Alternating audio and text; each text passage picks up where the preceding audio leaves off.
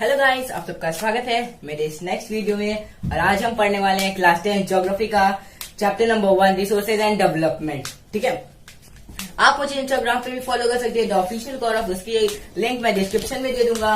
मेरा नया चैनल है म्यूजिकल वर्ड गौरव, उसे भी आप फॉलो कर सकते हो, उसकी लिंक भी मैं डिस्क्रिप्शन में दे दूंगा। और स्नैप लर्निंग बाय गौरव, इसको आप चैनल को सब्सक्राइब करें। और जिस पीडीएफ से आज हम पढ़ने वाले हैं उसकी लिंक भी हम डिस्क्रिप्शन में दे दूंगा। ठीक है, तो चलिए स्टार्ट करते हैं। आज हम पढ़ेंगे ज्योग्राफी का chapter number 1 resources and development of class 10। ठीक है, तो रिसोर्सेज एंड डेवलपमेंट, रिसोर्स क्या होता है? रिसोर्स मीन्स ऐसी चीज जो पीपल की नीड्स को जो सेटिस्फाई करती है। ठीक है, मीन्स रिसोर्स ऐसी चीज होती है मीन जैसे कि वाटर है, एयर है, ऑक्सीजन है, सनलाइट है, ये सब चीजें जो होती हैं वो पीपल्स की नीड को सेटिस्फाई करती हैं। क्योंकि पीपल को ये चाहिए, ये सब तो बेसिक चीजें हैं, क्योंकि ऑक्सीजन चाहिए तभी इंसान जिंदा रह पाएंगे। ठीक है, तो ये हमारी रिसोर्स है। वाटर भी एक इम्पोर्टेंट सोर्स है, फूड है, और ये सब हमारी रिसोर्सेज है जो कि पीपल की नीड्स को सेटिस्फाई करती हैं। ठीक है, अब हम पढ़ेंगे इसके कुछ पढ़ेंगे एलिमेंट्स, पढ़ेंगे फैक्टर्स। अब हम इसके पढ़ेंगे फैक्टर्स।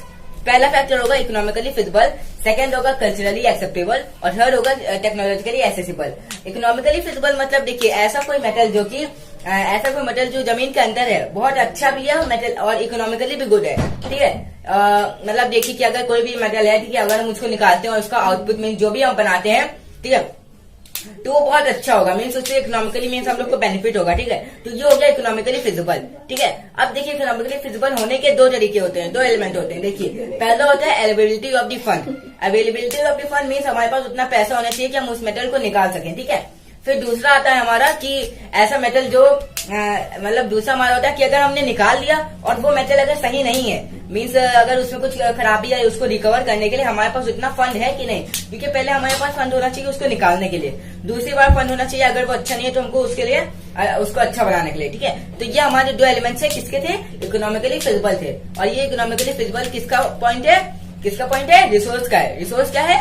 रिसोर्स हमारी जो ऐसी चीज है जो हमारी नीड्स को सेटिस्फाई करती है। ठीक है, फिर सेकंड पॉइंट जो होता है कल्चरली एक्सेप्टेबल। कल्चरली एक्सेप्टेबल क्या होता है? मीन देखिए कोई भी अगर रिसोर्स या मेटल कुछ भी है, ठीक है, अब मेटल को या रिसोर्स को कैसे निकाला जाता है? माइनिंग से निकालते हैं। ठीक है, अब देखिए कोई भी अगर मेटल मंदिर के अंदर या मस्जिद के अंदर या चर्च के अंदर या कहीं भी किसी रीजनल प्लेस पे, ठीक है, उसके नीचे होता है, मीन्स मंदिर के या मस्जिद के या चर्च के नीचे।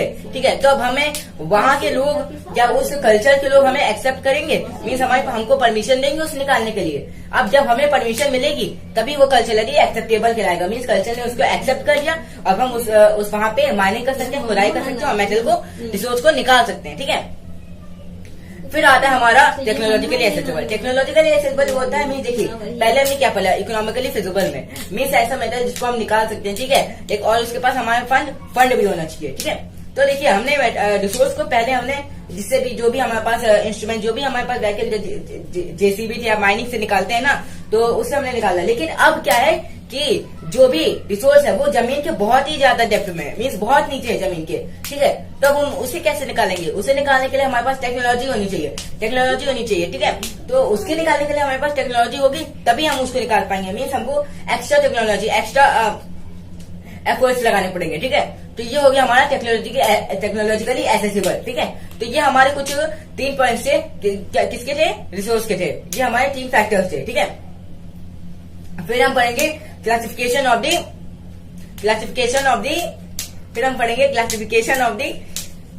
रोक नहीं पा रही हो। तो अब हम पढ़ने वाले हैं classification of the resources. Classification of the resources on the basis of origin. On the basis of origin कौन से होते हैं? 2 होते हैं। कौन से होते हैं? Biotic and abiotic. ठीक है, तो हमारे 2 होते हैं, बायोटिक एंड एबायोटिक।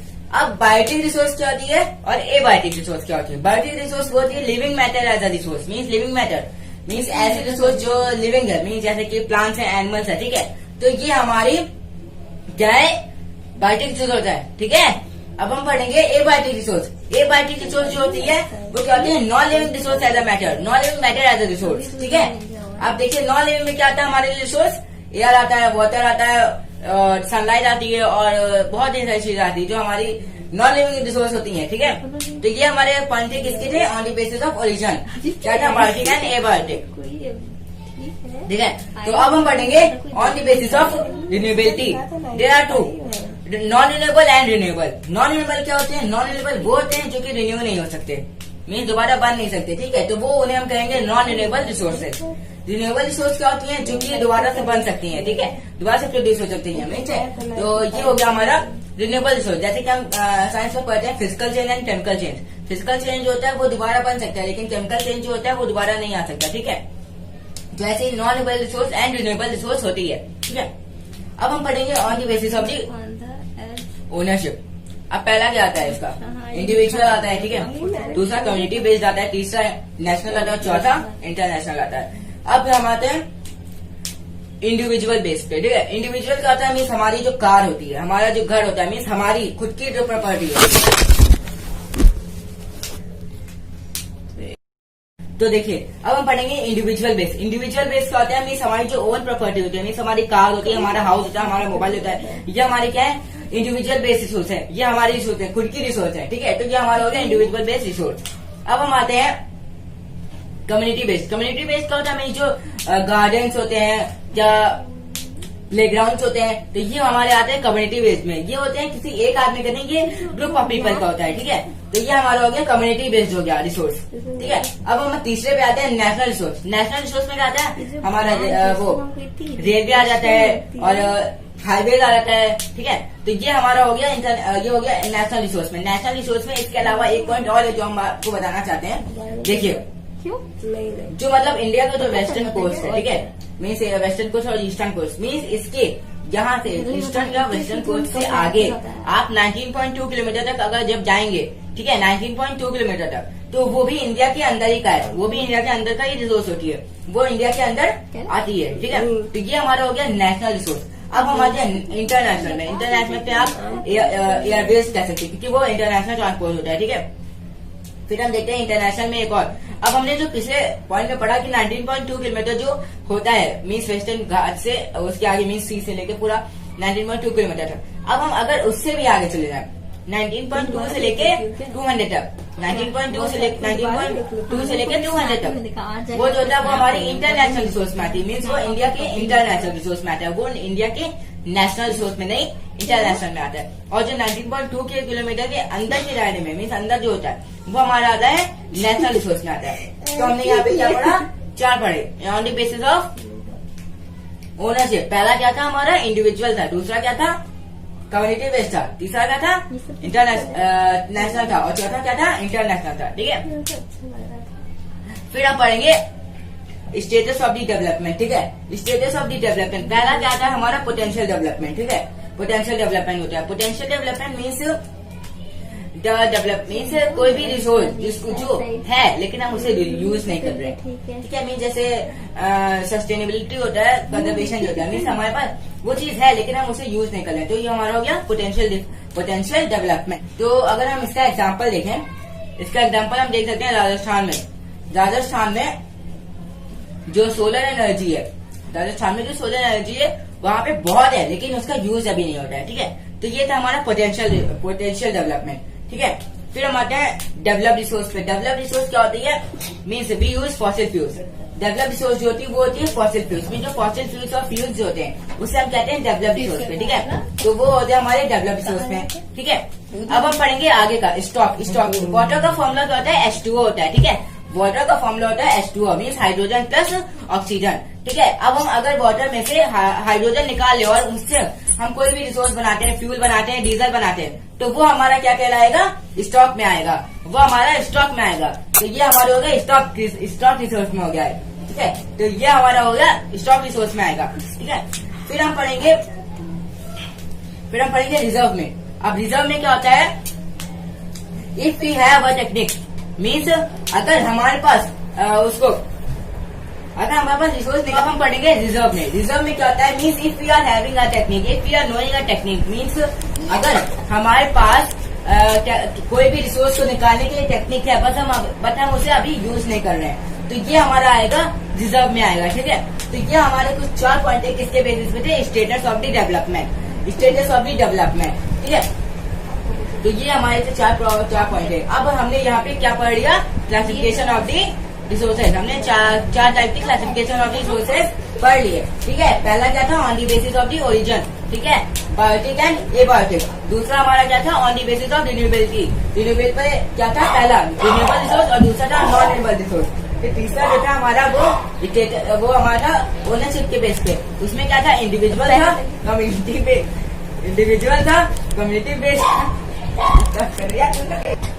तो हमारा तीसरा पॉइंट था वो हमारे किसके बेसिस पे था, ओनरशिप के बेसिस पे था। पहला हमारा जो था वो इंडिविजुअल बेस्ड था, दूसरा हमारा था कम्युनिटी बेस्ड था, और तीसरा हमारा था नेशनल बेस्ड था, और चौथा हमारा था इंटरनेशनल बेस्ड था। नेशनल में हमने क्या पढ़ा था, एक मेन पॉइंट कि जो वेस्टर्न घाट से बीच ओशन से लेकर 19.2 किलोमीटर जो भी एरिया होगा वो इंडिया के नेशनल रिसोर्स में आएगा, और इंटरनेशनल में हम पढ़ेंगे 19.2 किलोमीटर से आगे तक 200 किलोमीटर तक, वो हमारा होगा इंटरनेशनल रिसोर्स में। ठीक है, तो यहाँ पे हमने क्या पढ़ लिया। तो अब हम पढ़ेंगे on the status of the development. Status of the development में क्या होता है हमारा, स्टेटस ऑफ द डेवलपमेंट में हमारा आता है पोटेंशियल डेवलपमेंट। पोटेंशियल डेवलपमेंट क्या होता है, मीन्स अगर कोई भी रिसोर्स जो है लेकिन हम उसे अभी यूज नहीं कर रहे हैं। जैसे कि हम राजस्थान में एग्जाम्पल देखे थे सोलर एनर्जी का, वहाँ पे सोलर एनर्जी बहुत है लेकिन हम उसे यूज नहीं कर रहे हैं। ठीक है, तो ये हमारा था पोटेंशियल डेवलपमेंट। दूसरा हमारा है डेवलप रिसोर्स। डेवलप रिसोर्स में क्या होता है कि ऐसी रिसोर्स मीन्स जो फॉसिल फ्यूल्स होते हैं, ठीक है, उसे हम कहते हैं डेवलप रिसोर्स में। ठीक है, फिर तीसरा पॉइंट हमारा क्या था, स्टॉक था। मीन्स हमने वाटर में से हाइड्रोजन निकालो और उससे हमने क्या बनाया, फ्यूल बनाया या डीजल बनाया। तो ये हमारा था स्टॉक में। अब रिजर्व में अगर हम देखेंगे, तो जो रिसोर्स मीन्स हमारे पास रिसोर्स को निकालने के लिए टेक्निक है लेकिन हम अभी उसे यूज नहीं कर रहे, तो ये हमारे 4 पॉइंट थे जिसके बेसिस पे ये हमने क्लासिफिकेशन ऑफ रिसोर्स पढ़ लिया। अब हम पढ़ेंगे resource development and planning. Resource development and planning means resources are use but use very unevenly distributed. Means resource होती है वो यूज तो बहुत होती है लेकिन अनइवनली डिस्ट्रीब्यूटेड होती है, मीन्स प्रॉपर्ली डिस्ट्रीब्यूट नहीं होती है। ठीक है, तो हमें उसके लिए प्लानिंग करनी पड़ेगी। अब हम जैसे कि देखते हैं डिप्लीशन ऑफ द रिसोर्स में, डिप्लीशन मतलब कमी, ठीक है, मीन्स एनर्जी क्राइसिस। ठीक है, तो ये हमारा हो गया depletion of the resource means energy की कमी होना। ठीक है, तो हम पढ़ेंगे जैसे कि accumulation of the resources in few hands. Means accumulation of the resources in few hands means जो रिच पर्सन होते हैं वो खरीद सकते हैं रिसोर्स को बहुत इजी, लेकिन जो वो पर्सन होते हैं वो रिसोर्स को इजिली नहीं खरीद सकते। जैसे कि हम देखेंगे सोलर पैनल जो होती है, सोलर एनर्जी जो होती है वो थोड़ी एक्सपेंसिव होती है, उससे रिच पर्सन खरीद सकते हैं लेकिन जो पुअर पर्सन होते हैं वो इजिली बाय नहीं कर सकते।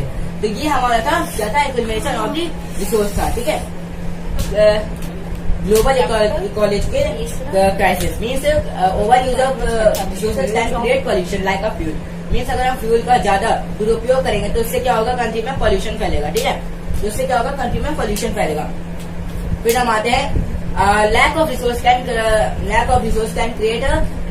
Create decreasement in the economic growth. Means अगर हम रिसोर्सेज को बहुत ज्यादा अगर यूज कर लिया या तो रिसोर्सेज की कमी हो गई, ठीक है, तो उससे क्या होगा, इकोनॉमिक ग्रोथ में कमी आ जाएगी। इंडिया की जो इकोनॉमिक ग्रोथ है मीन्स किसी भी कंट्री की इकोनॉमिक ग्रोथ है वो क्या हो जाएगी, डिक्रीज हो जाएगी। ठीक है,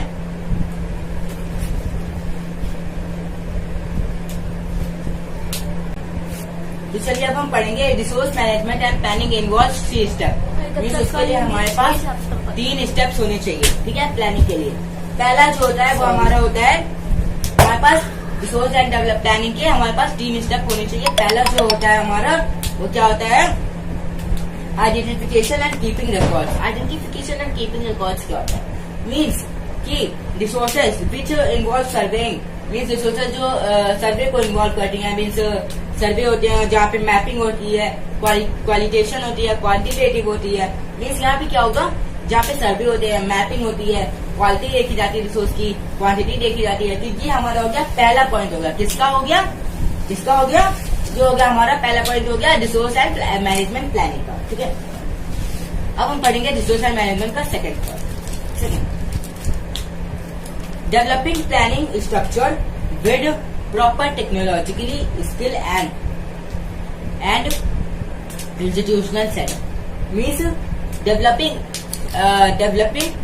and planning structure means resource means ऐसे हम स्ट्रक्चर जो प्लान कर रहे हैं, ठीक है, उसे हम डेवलप कर रहे हैं, प्लान कर रहे हैं। किस लिए कर रहे हैं, ताकि हमारा जो रिसोर्स एंड डेवलप प्लानिंग है वो एक सही तरीके से चले, ठीक है।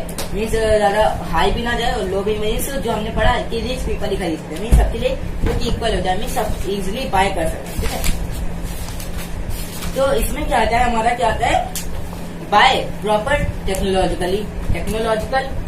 अब टेक्नोलॉजी हमारे पास एकदम प्रॉपर होनी चाहिए, ठीक है। टेक्नोलॉजी हमारे पास एकदम प्रॉपर होनी चाहिए। दूसरा हमारा पॉइंट आता है स्किल आता है। स्किल होनी चाहिए हमारे पास, मीन्स अच्छे आदमी होने चाहिए, ठीक है। जैसे कि रिसोर्स बहुत ज्यादा, मीन्स मैन्युफैक्चरिंग इंडस्ट्री जो थी वहाँ पे अच्छे आदमी होने चाहिए, मीन्स जो वर्कर्स जो थोड़े ज्यादा हों, ठीक है, मीन्स काम कर सकें अच्छे से, ज्यादा देर तक काम करें, ठीक है। तो उसके बाद आता है हमारा तीसरा आता है इंस्टीट्यूशनल सेटअप। मीन्स हमारे पास एक जो सेटअप है, मीन्स जो हमने सेटअप बनाया है वो भी हमारा इंस्टीट्यूशनल मीन्स बहुत मेंटेन और प्रॉपर टेक्नोलॉजिकली टेक्नोलॉजी और स्किल्स के साथ होना चाहिए, ठीक है। तो ये हमारा सेकंड पॉइंट था, किसका था, रिसोर्स मैनेजमेंट एंड डेवलपमेंट, ठीक है। तो अब हम पढ़ेंगे इसके तीसरा स्टेप, मीन्स लास्ट स्टेप। मैंने इसमें बताया ना आपके कि ये 3 स्टेप को इन्वॉल्व करता है, ठीक है। तीसरा जो होता है वो होता है comparing resource development with national development. Means resource development plan जो होते हैं, मीन्स रिसोर्स डेवलपमेंट प्लान जो होते हैं उसको हम कंपेयर करते हैं किससे, नेशनल डेवलपमेंट प्लान से। मीन्स जो भी रिसोर्स के प्लान हम बना रहे हैं, कोई भी कंट्री, कोई भी गवर्नमेंट जो होती है वो रिसोर्स डेवलपमेंट प्लान बनाती है, फिर हम उसको कंपेयर करते हैं नेशनल डेवलपमेंट प्लान। मीन्स हम इंडिया की पूरी उस कंट्री से उसको कंपेयर करते हैं। जैसे कि कोई एक स्टेट का है डेवलपमेंट प्लान हुआ, अब हम उसको कंपेयर करेंगे इंडिया के उससे पूरे टोटल से, ठीक है। फिर हम उससे उस पर हम काम करेंगे, ठीक है। तो ये हमारे 3 स्टेप है जो कि इन्वॉल्व होते हैं किसमें, रिसोर्स मैनेजमेंट एंड प्लानिंग, ठीक है। फिर हम पढ़ेंगे it is basically sustainable development. Mean जो हमने अभी आपको पॉइंट बताया वो बेसिकली एकदम सस्टेनेबल डेवलपमेंट होता है। मीन सस्टेनेबल डेवलपमेंट क्या होता है, मीन्स हम जो भी रिसोर्स को यूज कर रहे हैं, आज जो भी रिसोर्स को यूज कर रहे हैं उसे आगे के लिए भी बचाते हैं, ठीक है। मीन्स उसको कंजर्व कर रहे हैं, आज के लिए भी यूज कर रहे हैं, आगे के लिए भी यूज कर रहे हैं, बराबर एकदम हो रहा है, ठीक है। तो ये हो गया हमारा सस्टेनेबिलिटी ऑफ द डेवलपमेंट। ये हमारे हो गए 3 स्टेप्स हो गए किसके, रिसोर्स मैनेजमेंट एंड प्लानिंग के, ठीक है। फिर हम पढ़ेंगे अब हमारा यहाँ पे कितना हमने कवर कर लिया, रिसोर्स का कवर कर लिया, रिसोर्स का जितना भी पॉइंट था हमारा वो हमने कवर कर लिया। अब हम पढ़ेंगे लैंड पे आएंगे। अब लैंड क्या होता है, लैंड रिसोर्स अगर हम इंडिया का एग्जाम्पल देखें, लैंड रिसोर्स का अगर हम एग्जाम्पल देखें तो देखिए, इंडिया का एग्जाम्पल देखें तो देखिए क्या होता है कि ये जो आपके बगल में जो चार्ट आ रहा है इसमें आप देख सकते हैं कि देखिए जो 30% है वो क्या है, 30% जो है वो हमारा माउंटेन्स है, ठीक है। 30% हमारा माउंटेन्स है और ये 48% जो है, ठीक है, 43% जो है वो हमारा प्लेन्स है। बाकी जो बचा हमारा 27% वो क्या है, हमारा प्लेट्यू है, ठीक है। तो ये जो आप चार्ट देख रहे हैं तो इसमें हमारा 27% जो है वो हमारा क्या आएगा, प्लेट्यूज में आएगा। 30% जो आएगा वो हमारा माउंटेन्स में आएगा और जो हमारा 43% है वो हमारा आएगा प्लेन्स में ही ज्यादातर लोग रहते हैं, ठीक है। उत्तर प्रदेश देख सकते हैं तो वो एक प्लेन एरिया है, ठीक है। इसीलिए इंडिया में सबसे ज्यादा पॉपुलेशन कहाँ पे है, उत्तर प्रदेश में। फिर हम देखेंगे आगे का। अब प्लेन्स, अब देखिए मैंने आपको क्या बताया, प्लेन्स बताया, माउंटेन्स बताया और प्लेट्यूज बताया। अब हम इसको ब्रीफली डिस्कस करेंगे। प्लेन्स क्या होते हैं, प्लेन्स जो होते हैं मीन्स एग्रीकल्चर एंड इंडस्ट्री के लिए, रेंज जो होते हैं वो एग्रीकल्चर और इंडस्ट्री के लिए बने होते हैं। मीन्स जहाँ पे एग्रीकल्चर होता है, आप उत्तर प्रदेश में देखते हैं एग्रीकल्चर होता है, इंडस्ट्री बनती होता है, मैन्युफैक्चर होता है, क्लोथ का मैन्युफैक्चर होता है, टेक्सटाइल मिल्स होती है, होता है। मीन्स यहाँ पे मीन्स जैसे कि कोई भी इंडस्ट्री का काम या कुछ मैन्युफैक्चरिंग या एग्रीकल्चर जो होता है वो होता है कहाँ पे होता है, प्लेन एरिया में होता है, ठीक है। वहाँ का टेम्परेचर हमें सही मिलता है, ह्यूमिड टेम्परेचर भी मेंटेन प्रॉपर रहता है, ठीक है। फिर हम आते हैं माउंटेन्स पे। अब माउंटेन्स क्या होते हैं, मीन्स माउंटेन्स जो होते हैं, माउंटेन्स में क्या आता है, रिवर आता है, इकोलॉजी आती है, टूरिज्म आता है।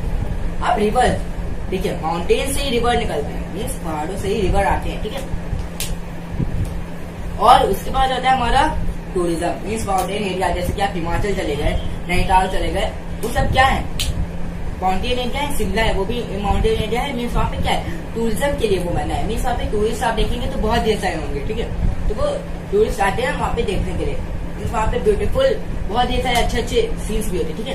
तो वो हमारा हो गया माउंटेन्स का आया। इकोलॉजी मीन्स वहाँ पे हमको इकोलॉजिकल सिस्टम मिल जाता है, मीन्स बहुत ही सारे हमें प्लांट्स मिल जाते हैं, एनिमल्स मिल जाते हैं और डिफरेंट तरीके के सब लोग मिल जाते हैं। ह्यूमंस भी होते हैं डिफरेंट तरीका का बाकी बॉडी होती है, अडेप्ट कर लेती है। मीन्स वहाँ के लोग चारों को अडेप्ट कर लेते हैं, लेकिन हमारी स्किन उतनी जल्दी अडेप्ट नहीं करेगी। मीन्स वहाँ के जो एनिमल्स होते हैं वो यहाँ प्लेन्स में नहीं सकते और जो प्लेन्स के एनिमल्स होते हैं वो वहाँ माउंटेन्स में नहीं रह सकते। तो ये हमारा सेकंड पॉइंट था माउंटेन्स, ठीक है। तो अब हम पढ़ेंगे थर्ड पॉइंट प्लेट्यू। प्लेट्यू क्या होता है? प्लेट्यू में रिसोर्स होते हैं, मिनरल्स होते हैं, फॉसिल फ्यूल्स होते हैं। मीन्स प्लेट्यूज से हमें रिसोर्स मिलती है। प्लेट्यूज जहाँ पे प्लेट्यू एरिया होता है वहीं पे माइनिंग होती है और वहां से हमको क्या मिलता है? रिसोर्स मिलते हैं और फॉसिल फ्यूल्स मिलते हैं और डीजल पेट्रोल जितना भी होता है वो सब वहां से मिलता है। उसमें जैसे कि डायमंड हो गया, गोल्ड हो गया, सिल्वर हो गया, प्लेटिनम हो गया, बहुत ढेर सारे हो गए, ठीक है। तो ये हमारा था इसका था प्लेट्यू का, ठीक है। अब हम पढ़ेंगे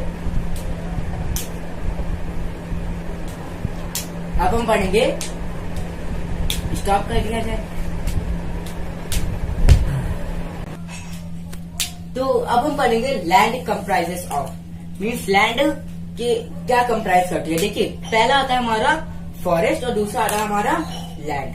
अब forest land they are not available for cultivation, means अब वो कल्टिवेशन के लिए अब इतना ज्यादा लैंड कल्टिवेशन के लिए नहीं बचा।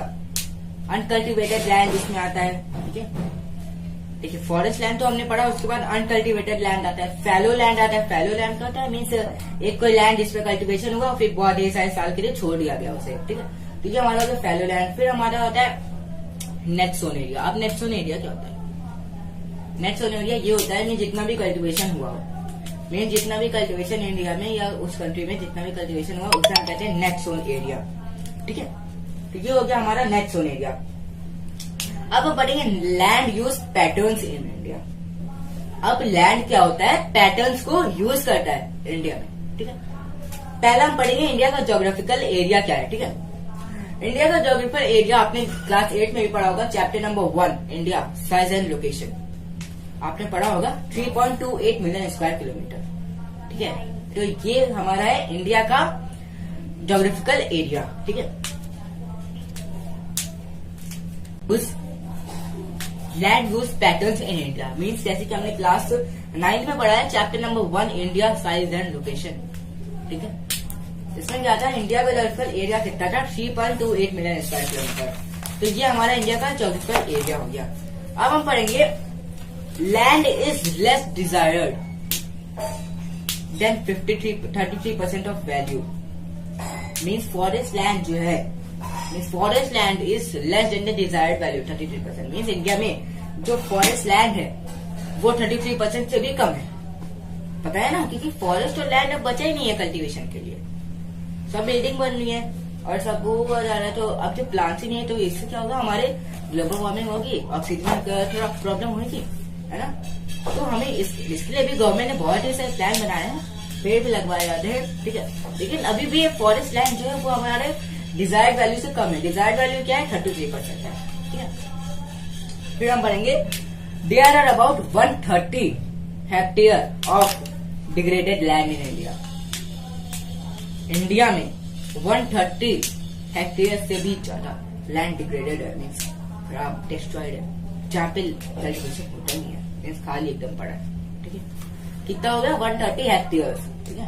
एटलीस्ट मीन्स इससे ज्यादा ही है लगभग, समझिए। फिर हम पढ़ेंगे ऑफ विच। अब हम देखते हैं इन 130 हेक्टेयर में 28% जो है वो हमारा फॉरेस्ट डिग्रेडेड है, मीन्स फॉरेस्ट लैंड उसमें 28% जो फॉरेस्ट लैंड है वो डिग्रेडेड है, ठीक है। फिर हम पढ़ेंगे 56% ऑफ वाटर इरोडेड, मीन्स उसमें 56% वाटर भी है, मीन्स वहां पे रिवर भी होगा, वो भी इरोड, वो भी खराब है, वो भी एकदम साफ हो गया। बाकी का बचा 16% saline water, saline and alkaline deposit, means वहां पे 16% सलाइन एंड एल्कलाइन डिपॉजिट भी है, ठीक है।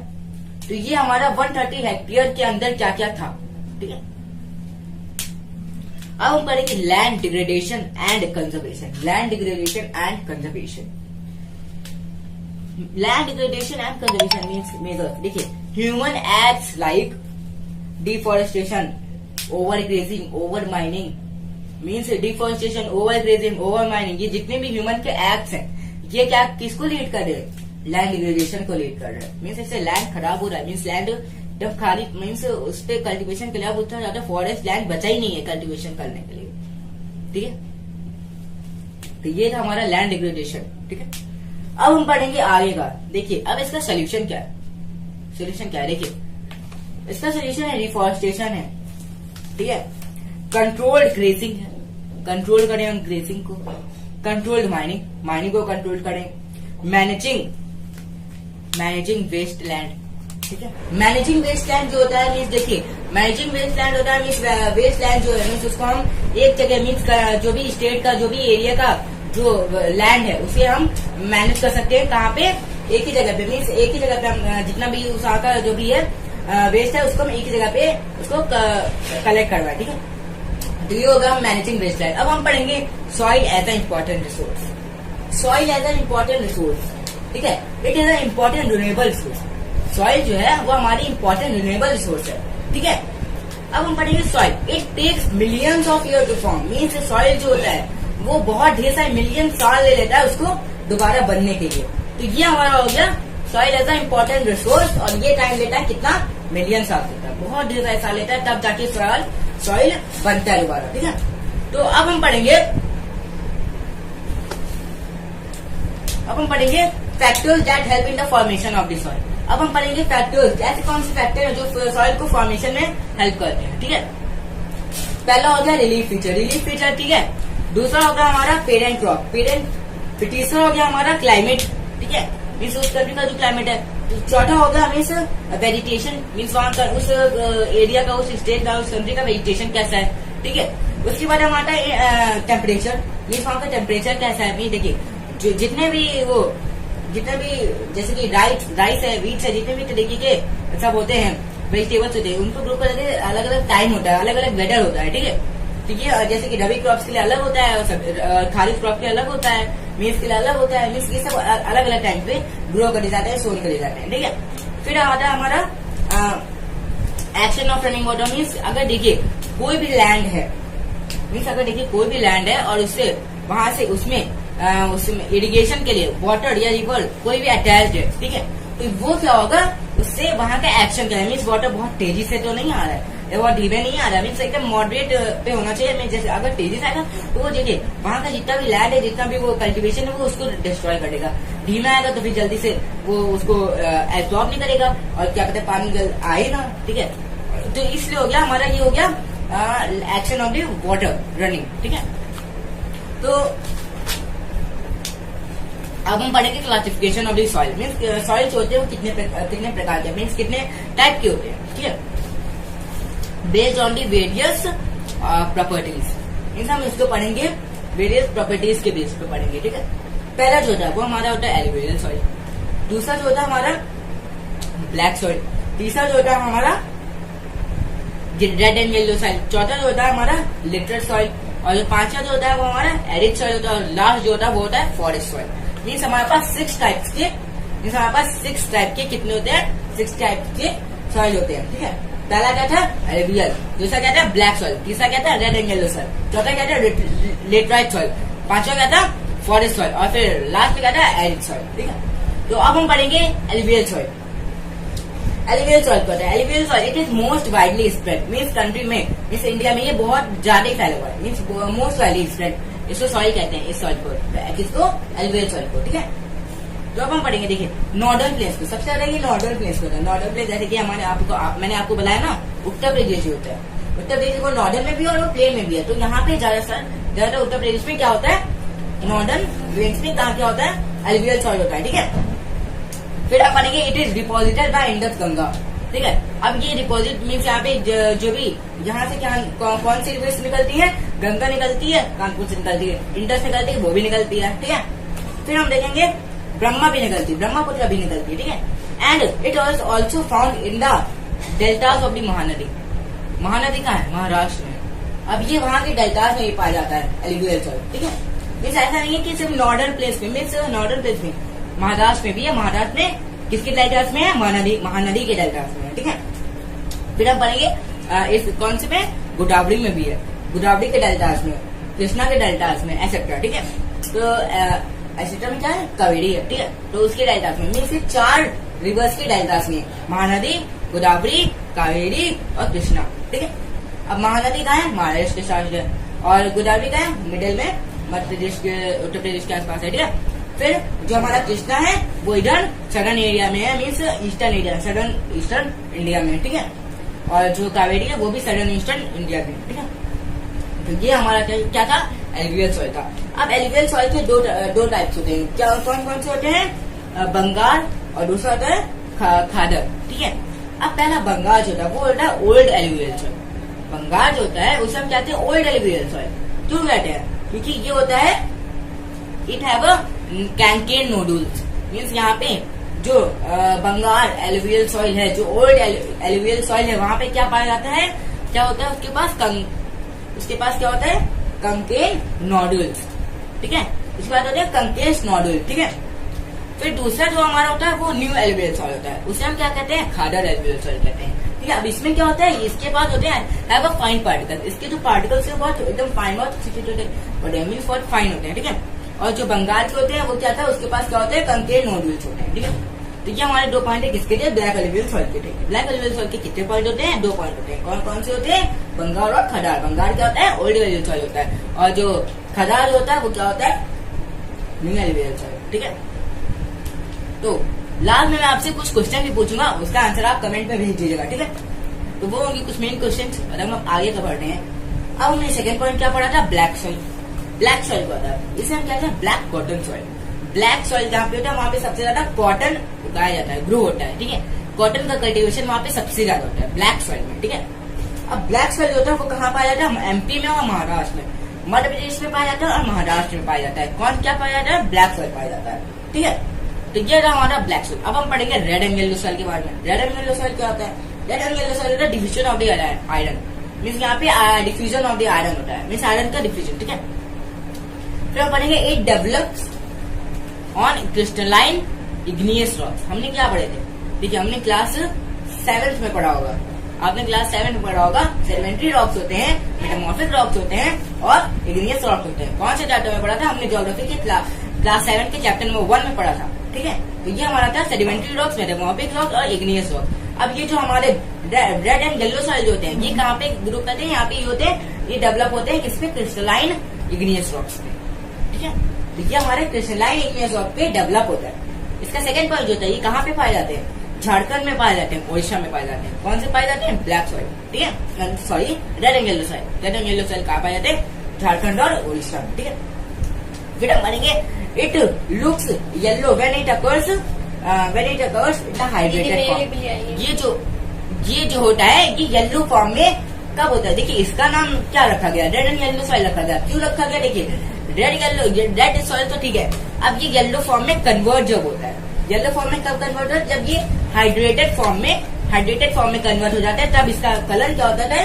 येलो हो जाता है, ठीक है। तो यहाँ पे हमने कितने पढ़ लिए? 3 टाइप्स पढ़ लिए। कौन सा? एलुवियल सॉइल पढ़ लिया, ब्लैक सॉइल पढ़ लिया, रेड एंड येलो सॉइल पढ़ लिया। हमने 3 पॉइंट कवर कर लिए। अब तक हमने कितना कवर कर लिया? लैंड पूरा कवर कर लिया, सॉइल का हाफ पार्ट कवर कर लिया। अब हमारे 3 पॉइंट बचे हैं लास्ट के, ठीक है।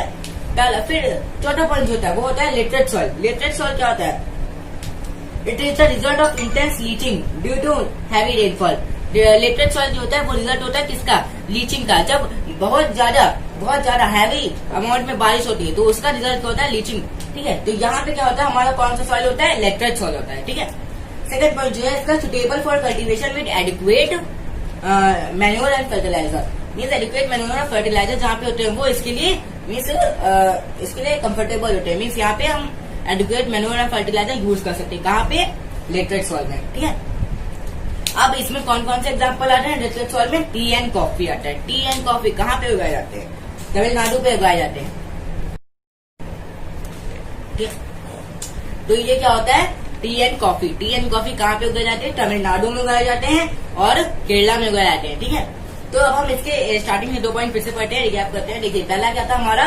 Suitable for suitable for cultivation with adequate manure and fertiliser. Means ये सुटेबल किसके लिए होते हैं? एडिक्वेट मैन्योर एंड फर्टिलाइजर के लिए वहाँ पे ये सुटेबल होते हैं। और दूसरा पॉइंट जो था हमारा, it result in intense of leaching. Leaching मतलब क्या होता है? मीन जो छोटे छोटे माइक्रो ऑर्गेनिज्म होते हैं वो जब सॉइल के अंदर जाते हैं तो उससे क्या होता है, जो नीचे की सॉइल होता है वो ऊपर आते हैं और उससे क्या होता है, प्लांट्स को न्यूट्रिशन मिलता है। ठीक है, फिर हम आते हैं, ये हमने कवर कर लिया लेटरल सॉइल। ठीक है, फिर हम आते हैं एरिड सॉइल पे। एरिड सॉइल क्या होता है?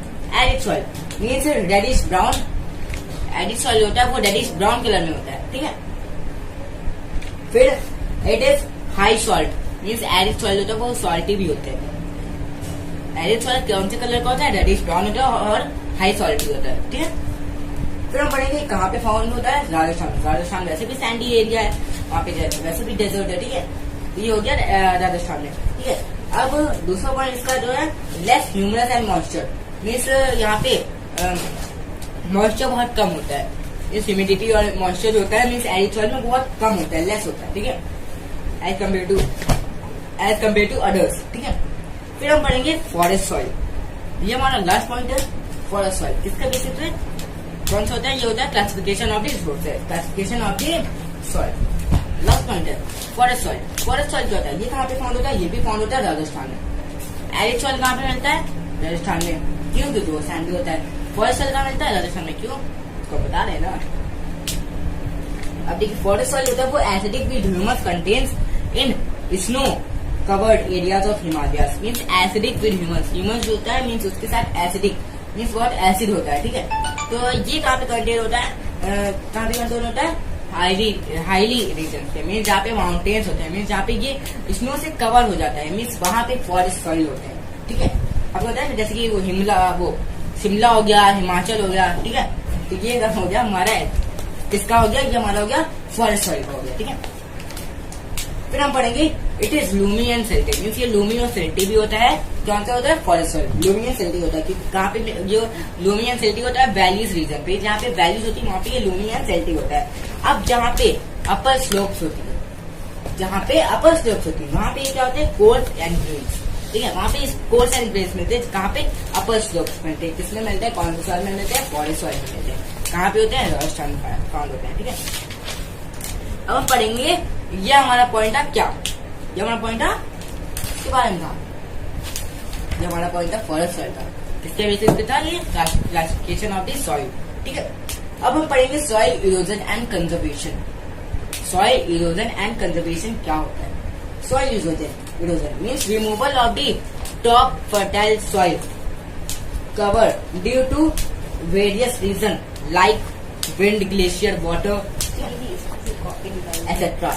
अब देखिए, सॉइल इरोजन क्या होते हैं? Means removal of the fertile soil. Means जो टॉप सॉइल होती है, मीन्स सॉइल की कितनी 4 तरीके की होते हैं, मीन्स लेयर होती है। मीन्स उसकी जो टॉप लेयर होती है, ठीक है, जैसे कि ये आप मान सकते हैं ये टॉप लेयर है। ठीक है, तो अगर जब ये रिमूव हो जाती है, अब ये किससे रिमूव हो सकती है? या तो बहुत तेज आंधी, या तो विंड आई है, या तो वहाँ पे ग्लेशियर एरिया, या तो वाटर बहुत तेजी से हो, तो उसकी जो टॉप लेयर होगी वो रिमूव हो जाएगी। ठीक है, तो ये हमारा क्या होता है? यही सॉइल इरोजन होता है। ठीक है, तो अब हम पढ़ेंगे सॉइल कंजर्वेशन। अब हम पढ़ेंगे सॉइल कंजर्वेशन, लेकिन इससे पहले हम कह लेते हैं सॉइल फॉर्मेशन जो होता है वो इरोजन से होता है। देखिए, इरोजन हमने आपको बताया ना कि जो मतलब जो टॉप लेयर होती है फर्टाइल सॉइल की, वो रिमूव हो जाती है सॉइल इरोजन। मीन्स कभी या तो वाटर बहुत तेज है, या तो विंड है, या तो ग्लेशियर एरिया। ठीक है, तो वहां पे हमारा क्या हो जाता है? सॉइल इरोजन हो जाता है। ठीक है, तब हम देखें disbalance disturb the human activities. अब ये जब ये हो जाए तो ये ह्यूमन की एक्टिविटीज जो होती है वो उसको डिस्टर्ब कर देता है। ठीक है, अब ये होता है method in the method of the farming. Means अब फार्मिंग में जैसे कि बहुत सारे मेथड्स होते हैं। अब उसमें जब सॉइल इरोजन हो गया तो वहाँ पे सॉइल की फर्टिलिटी कम हो गई, सॉइल की फर्टिलिटी कम हो गई। अब उससे क्या हुआ? Removal of the top soil होगी। अब उससे ज्यादा टॉप सॉइल नहीं होगा तब तक ऊपर की लेयर होगी, तो नीचे कैसे होगा? तो उससे कल्टीवेशन होगा वो प्रॉपरली नहीं होगा। ठीक है, प्रॉपरली नहीं होगा। फिर हम पढ़ेंगे सॉइल कंजर्वेशन। ये हमारा लास्ट पॉइंट है, और इसके बाद हम कुछ पूछे जाएंगे मेन क्वेश्चंस। ठीक है, इसके बाद पूछे जाएंगे कुछ मेन क्वेश्चंस। ठीक है, तो soil conservation means contour farming. Means conservation को हम कैसे कर सकते हैं? या तो हम कॉन्टोर फार्मिंग करें, इसके हम इसके हम कुछ पॉइंट्स पढ़ेंगे। देखिए, कंजर्वेशन मतलब मीन्स उसको मतलब ऐसे कंजर्व करना मीन्स आज ले तो कंजर्व करी ना, बाद में भी कंजर्व मीन्स उसको प्रॉपरली मीन्स ज्यादा वेस्टेज ना हो, ठीक है। तो उसको हम कंजर्व करते हैं सॉइल को, ठीक है। इसके में हम उसको करने के लिए हम क्या कर सकते हैं, कॉन्टोर फार्मिंग कर सकते हैं। दूसरा टेरेस कल्टीवेशन कर सकते हैं, ठीक है। ये हमने आप पढ़े होंगे टाइप्स ऑफ, किसमें पढ़ेंगे, क्लास 8 में हमने पढ़े होंगे टाइप्स ऑफ द फार्मिंग, ठीक है। चैप्टर नंबर 1 ही में उठाइए चैप्टर, ठीक है। फिर हमने पढ़ा होगा शेल्टर बेल्स होते हैं और एक्सेट्रा। इसके अलावा भी बहुत ऐसा फार्मिंग होते हैं जिससे हम सॉइल को कंजर्व कर सकते हैं। तो यहाँ पे हमारा चैप्टर खत्म होता है, कौन सा, चैप्टर नंबर 1 ज्योग्राफी का, क्लास 10 का, रिसोर्सेज एंड डेवलपमेंट।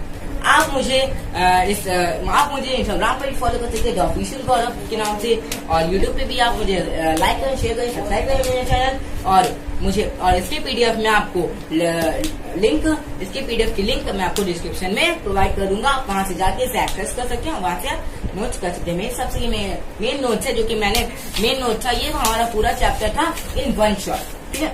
तो अब हम बताएंगे आपको क्या कुछ मेन क्वेश्चंस, ठीक है। एमसीक्यू टाइप्स में क्वेश्चन आपको बताएंगे, ठीक है। तो थैंक यू, आप मेरी वीडियो को लाइक करें, शेयर करें, सब्सक्राइब करें एंड थैंक यू। अब हम बढ़े क्वेश्चंस। तो question number 1 is, Okay, Gaurav. So, please clear our doubts. Okay, What's resource? What is resource?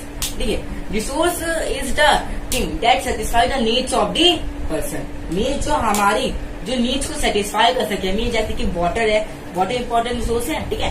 Sand है, ठीक है, सॉइल है, और फूड है, ऑक्सीजन है, एयर है। ये सब हमारे क्या है, कुछ फैक्टर्स जो बेसिक एलिमेंट्स है जो हमारे जो पर्सन की नीड्स को सेटिस्फाई कर सके। तो ये होता है हमारा resource. What are the criteria for resources? देखिए, क्राइटेरिया ऑफ रिसोर्सेज 3 होते हैं। देखिए, पहला क्या होता है, हमने पढ़ा था ना, पहला जो होता है हमारा इकोनॉमिकली फिजिबल, सेकंड होता है कल्चरली एक्सेप्टेबल, और थर्ड जो होता है वो होता है टेक्नोलॉजिकली एसेसिबल। अब इकोनॉमिकली फिजिबल में आपको बताया था ना कि देखिए, कोई भी अगर मेटल जमीन के बहुत नीचे मीन्स वो बहुत अच्छा है और इकोनॉमिकली भी गुड है, मीन्स अगर हम उसका आउटपुट निकालते हैं तो वो बहुत अच्छा होगा। लेकिन अब हमारे पास उसके पास होनी चाहिए 2 पॉइंट्स होनी चाहिए, ठीक है। तो क्या होनी चाहिए, availability of the fund, means हमारे पास फंड अवेलेबल है या नहीं उसको निकालने के लिए। फिर दूसरे बार फंड अवेलेबल होने चाहिए दोबारा, क्यों, क्योंकि अगर देखिए उसको निकाल लिया, अगर वो सही नहीं है, उसको कंजर्व करने के लिए या रिपेयर करने के लिए हमारे पास दूसरी बार फंड होना चाहिए या नहीं, ठीक है। तो ये हमारा 2 पॉइंट है इकोनॉमिकली फिजिबल है।